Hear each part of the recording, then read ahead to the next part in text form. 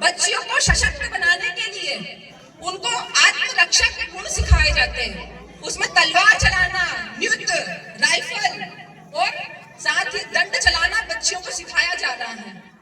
क्योंकि आप तो भाग्यशाली थे, चाहे आपने साड़ी पहनी होगी कम उम्र में भी, लेकिन आप लोग सुरक्षित रहे, आपके अंदर वो संस्कार रहे। आगे आधुनिकता की मांग है, सबके हाथ में मोबाइल है। 50 टुकड़ों की कहानी, 35 टुकड़ों की कहानी सबने सुनी है, कोई नई बात नहीं है। क्योंकि आधुनिक का जमाना, सबके घर में टीवी आ गई, सबके घर में मोबाइल आ गया, तो सबने सब चीजें समझी है। लेकिन अब आवश्यकता है अनुसरण करने की।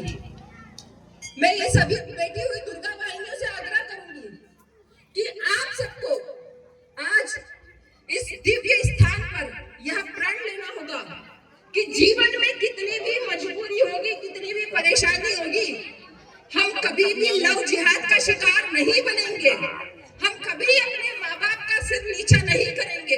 क्योंकि हम जब थाने पर जाते हैं लव जिहाद के केस के लिए, इतना मन दुखता है। जो वीडियो आते हैं वो बिल्कुल सही आते हैं कि लड़कियों को बरगला दिया जाता है, उनके मन को भटका दिया जाता है और वो फंस जाती है उस चक्रव्यूह में और वो अपने माँ बाप तक की नहीं सुनती है। जो चीजें शहरों में आई वो धीरे धीरे गाँव में आएगी। इसके लिए सबको तैयार रहना होगा, तैयारी करके रखना होगी, सबको जुड़ना होगा विश्व हिंदू परिषद मातृशक्ति दुर्गा वाहिनी से। हम सब आह्वान करते हैं, जब हम बात करते हैं, जब हम सुनते हैं कि आज की भारतीय नारी अबला है, दुख होता है सुनकर। वो देश, वो भारत देश जिसमें एक एक वीरांगनाओं पर अगर बात की जाए तो एक एक महीना कम पड़ सकता है। ऐसी 2 वीरांगनाएं हमारे यहाँ उदाहरण के रूप में बैठी हुई है।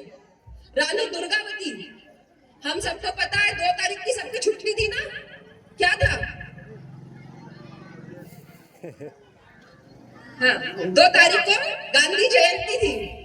लेकिन किसी को ये पता है कि 5 तारीख को दुर्गावती जी की जयंती थी और ये वर्ष 5 अक्टूबर 1524 दुर्गावती जी की 500वीं जन्म शताब्दी है। तो जिस दुर्गावती जी ने अकबर, जिसका नाम आज भी 5 बार लिया जाता है, अपनी मुट्ठी भर सेना के साथ 5 बार नाको चने चबा दिए थे।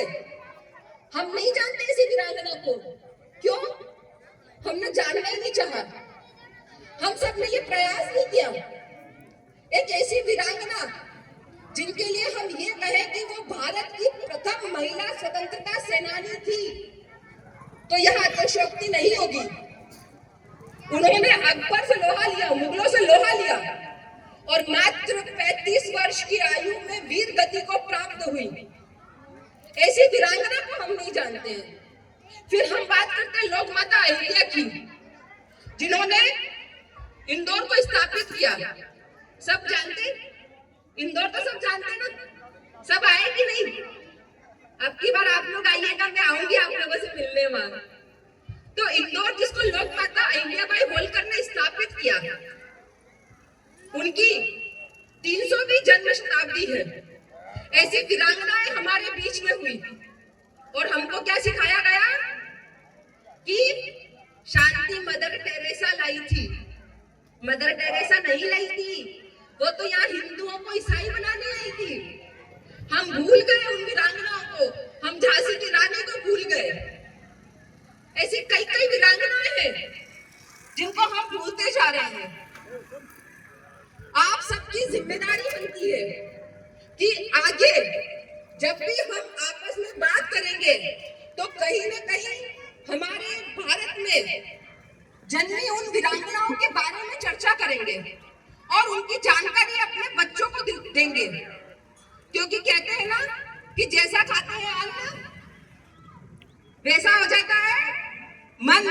तो हम जैसी बात करेंगे ना वैसा ही प्रभाव पड़ेगा। कई घरों में देखने में आता